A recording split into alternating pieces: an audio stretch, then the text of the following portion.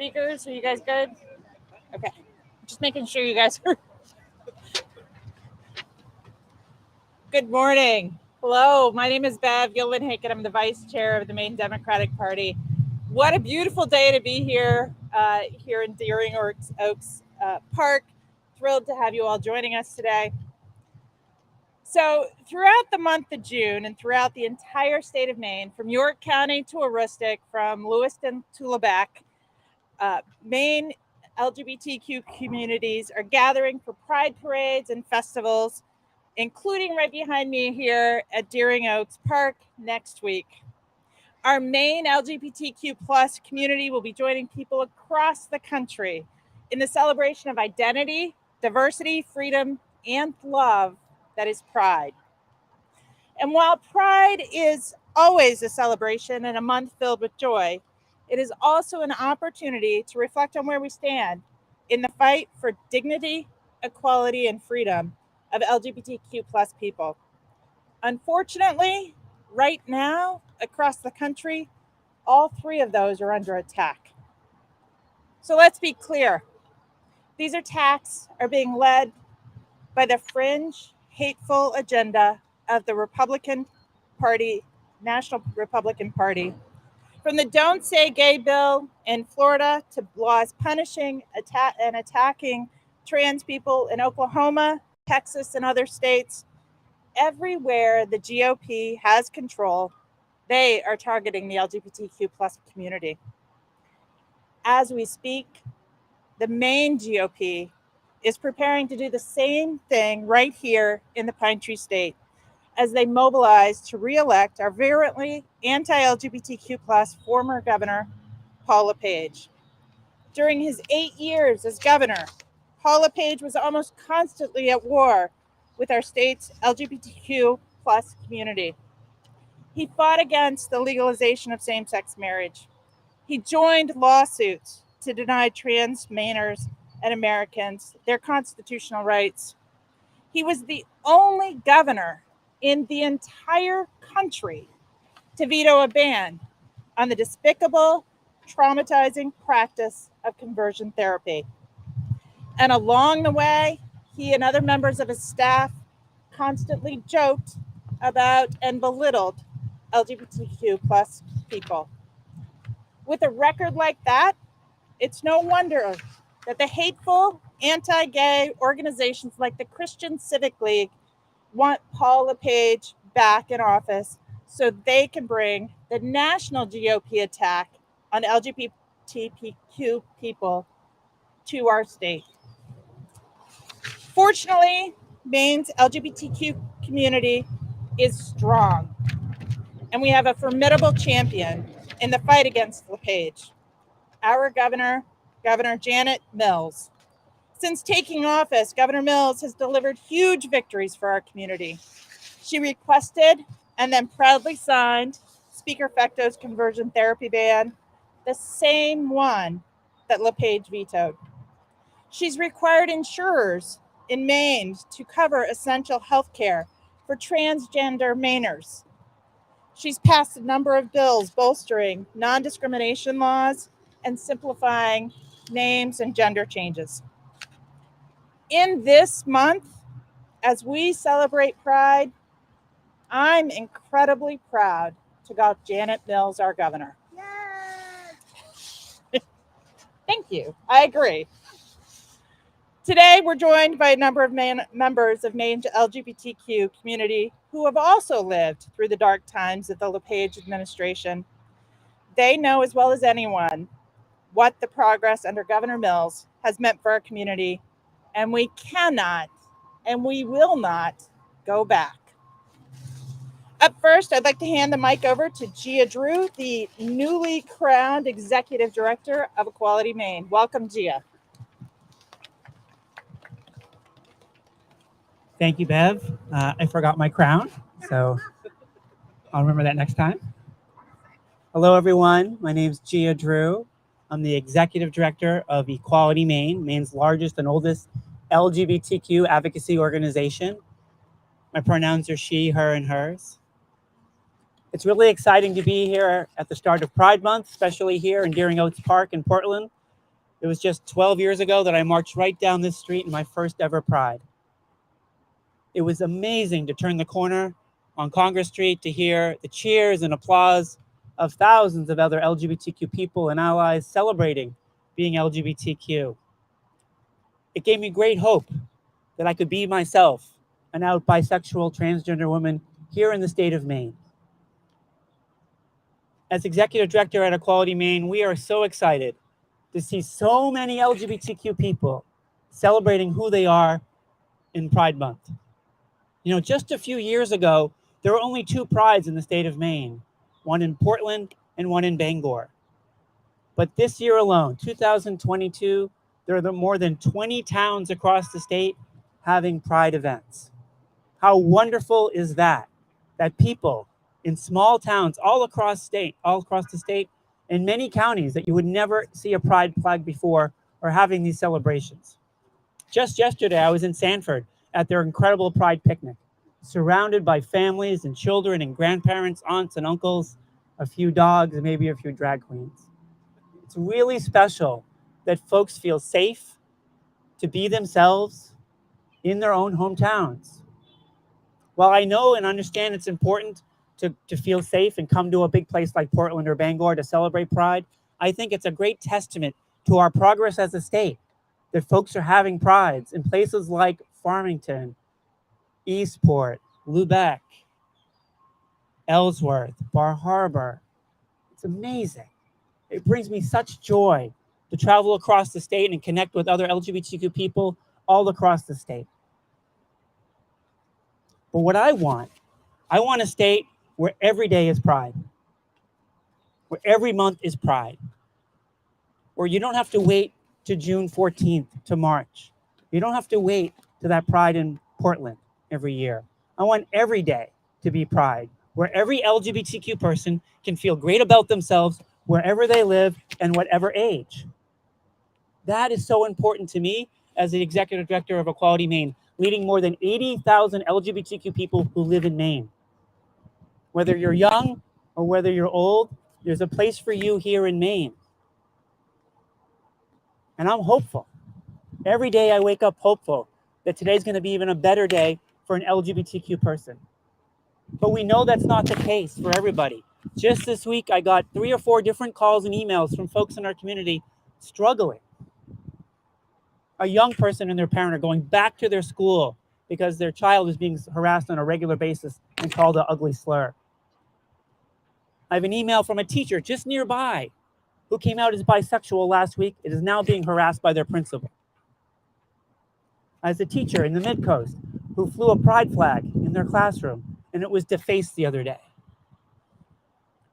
There's still a lot of education we must do to confront misinformation, bias, and discrimination in this state. And as Bev said, there is some wins out there attacking LGBTQ people, trying to erase us from public life, from public view.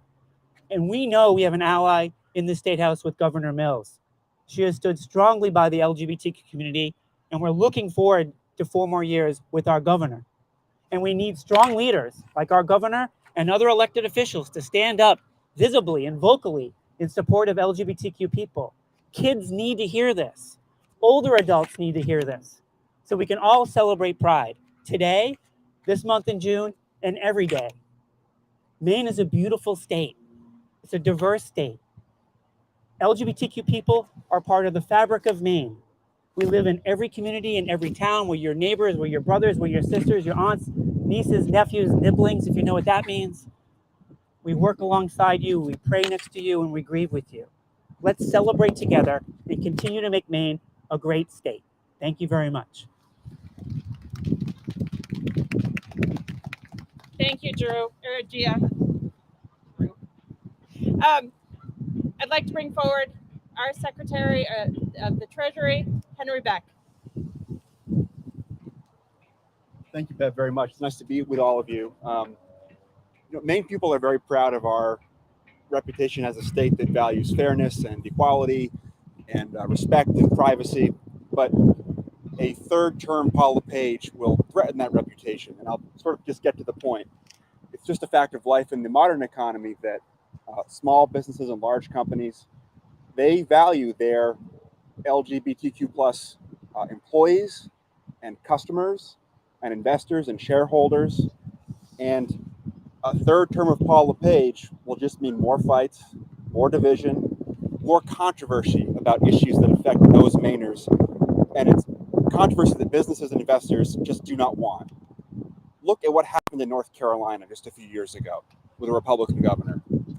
Look what's happening in Florida right now. Maine people and businesses and investors, they want leadership that is stable and focuses on the well-being and fairness for all Mainers. That's what we have with Janet Mills. That's why we shouldn't turn back. Thank you very much.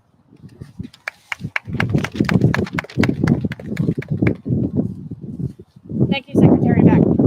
I would like now to bring forward Victor Trepanier to share his story. You have to forgive me, I didn't put this out, so it's on my phone. Hello, my name is Victor Trepanier. I have been a Mainer since birth, and I'm also transgender. I'm here to talk to you about my candid experience as a trans person in Maine while Paul LePage was governor. As a teenager, I got involved in organizing around LGBTQ plus rights, and with the assistance of other youth, organized 2 LGBTQ plus lobby days centered around the bill to ban conversion therapy for minors in the state. I was young and felt the need to help put that together and to be there. It cost me hours in the classroom, but what else was I to do? In the years where I should have been attending after-school clubs and focusing on friendships, there sat a constant weight on my shoulders. The governor, the leader of our state, did not care about me. Paul LePage thought the Maine Human Rights Act went too far in simply affording transgender and queer people basic protections. Transgender should not be in schools, claimed LePage, and yet there I was, closeted and scared, and in no way encouraged to come out. But I did come out. And from that moment on, when I should have been celebrating this triumph, I immediately felt the pressure to work hard to maintain what I had fought so hard for. LePage made repeated attacks on LGBTQ plus people, portrayed queer people as others, unworthy of simple rights to be yourself in school, to play the sports you wanted to play, to marry the person you loved. The work I and other young people did to push for the ban on conversion therapy was something I felt we had to do. Though we had adults working for us, I, as a teenager, still had to sit with the constant weight of, what if this changes? If this rolled back? If I can no longer simply be? And we presented all the evidence and testimonies, told people about our real experiences, and about how much this practice was harmful, and that there was no truth to the claims that you could change people's innate identity. I poured my heart into that, bared scars to strangers, and then LePage looked at the evidence and said, I don't care. Something so cut and dry, and yet it was bad policy. Protecting people, protecting children is not bad policy. In my office, I hang a trans pride flag on the wall because that's simply who I am, and I'm proud of that, just as I'm proud to be a Mainer. That comfortability is in no small part thanks to the allyship and initiative of Governor Mills. When I've said before that I knew I would not be protected by the LePage administration, I want to clarify that I was not expecting special treatment or to be elevated above anyone else. All I wanted to know was that my rights as a human were protected in my home. It's all any of us want. Governor Mills has delivered on that. I had the great fortune to attend the bill signing for the ban on conversion therapy. The sense of relief was near overwhelming. I was not naive enough to think that this would mean LGBTQ plus Mainers would not be attacked again. This time, I knew at least we had a governor who would not pick and choose who had the right to live comfortably in their home. We deserve an administration that is working for us, all of us. And if you think about what LePage has said about LGBTQ plus people, or the veto on the bill to ban conversion therapy, and you think, what does this have to do with me? I implore you to think of a Maine where everyone, your neighbors, friends, coworkers, loved ones, live in safety so that we may all push for a state where we can prosper. We cannot do this if LePage is in the Blaine House. Thank you for your time. Thank you so much, Victor, for sharing your story. So you've heard a lot about conversion therapy and the ban on it and why it's so important. It really gets to that crux of pride and making sure that we feel like we can be who we are. I'd now like to bring forward the person responsible for making sure that bill got passed, Ryan Fecto. Thank you, Bev. I've noticed the geese are getting closer and closer to this press conference. I feel like when you have people who are so welcoming at the table, it brings everyone together, I guess. My name is Ryan Fecto. I represent my hometown of Biddeford, and I have the distinct honor of serving as Speaker of the Maine House. I'm proud to be the first openly gay speaker in Maine's history, and I trust I won't be the last. In this community and in this state, we believe in equality for all people. We stand up for LGBTQ plus rights, and we have fought like hell for those rights over many, many decades. On June 1st, I joined Governor Mills to officially proclaim June Pride Month in Maine and raise the pride flag in Ogunquit. Ogunquit is a community where people from all walks of life and from communities all over the country, and in fact the world, come to visit. We don't know what home is like for those visitors. We don't know if they're comfortable being out in their home community. We don't know if they're safe where they're from. And lately, I've been thinking more and more about those folks, especially as hateful bills pass in states here in our own country. But here at home in Maine, we welcome folks with open arms.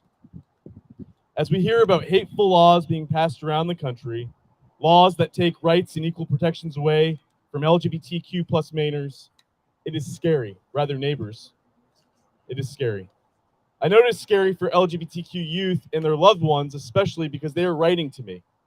In fact, just a few weeks ago, I heard from a family member or family who moved to the Biddeford area to protect their trans child, fearing their state would be the next to pass an anti-LGBTQ bill.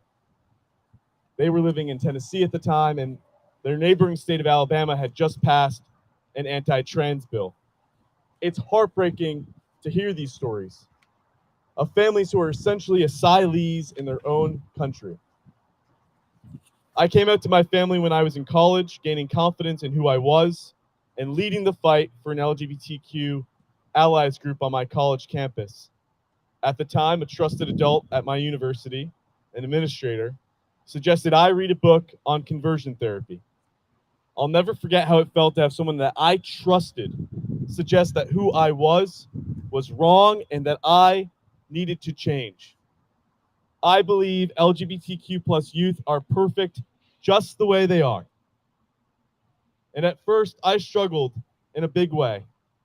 In the years that followed, however, I was determined to push for changes to make Maine a safer place for LGBTQ plus families and youth. I worked on Maine's marriage equality campaign in 2012.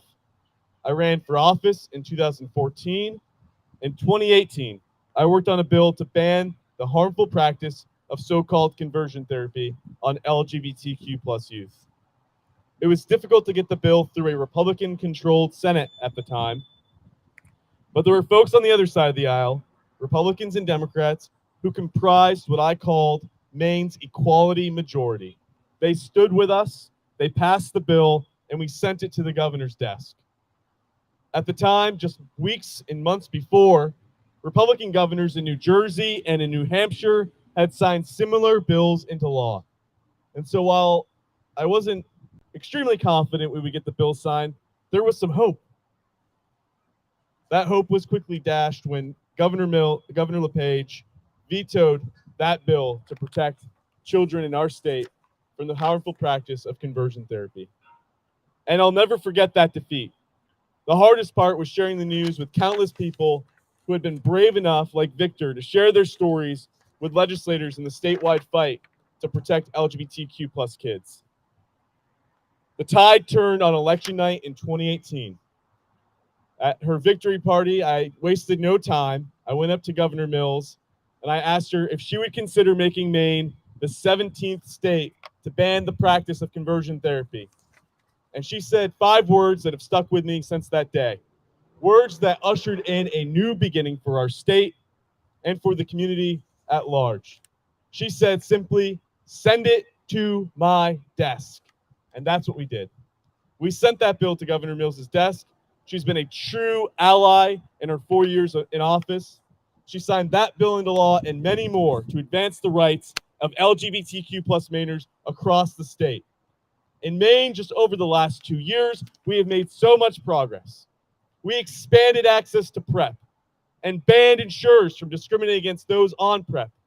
We restored benefits to military veterans who were discharged under the discriminatory don't ask, don't tell policy. We now require that in Maine's correctional facilities, a person's consistently held gender identity be respected and that services are provided as such. We made sure a child over the age of 14 can make the case before the courts concerning a name change, since a name is fundamental to a person's identity, is deeply personal and highly visible. It is essential for the courts to hear from the minor and not just their parents or guardians. We nixed an outdated regulation that required Mainers in the process of changing their names to put a public notice in the local paper. We did this to protect domestic violence survivors and trans Mainers alike. We simplified the process for changing one's gender on a birth certificate and added an X gender marker. We defeated 2 hateful bills brought right here in Maine, one to ban trans girls from sports and another to ban trans women from accessing service at women's homeless shelters. And we banned the use of the so-called gay panic defense in a court of law. At a time when states like Florida are passing don't say gay legislation, here in Maine, we're going to keep saying gay. Gay people exist, gay people are our neighbors, gay people are our friends and family, and gay people are our parents, teachers, students. And the Speaker of the House, that guy is gay too. Let's keep pushing for positive change. Let's keep supporting our neighbors, elevating the voices of lesbian, gay, bisexual, transgender, and queer voices. Let's keep fighting for our community. Let's keep raising this flag for pride, for all that it represents, and all that it welcomes, all who it welcomes, both near and far. Thank you.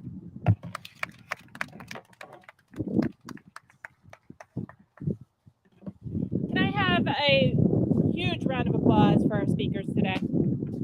And actually, if you guys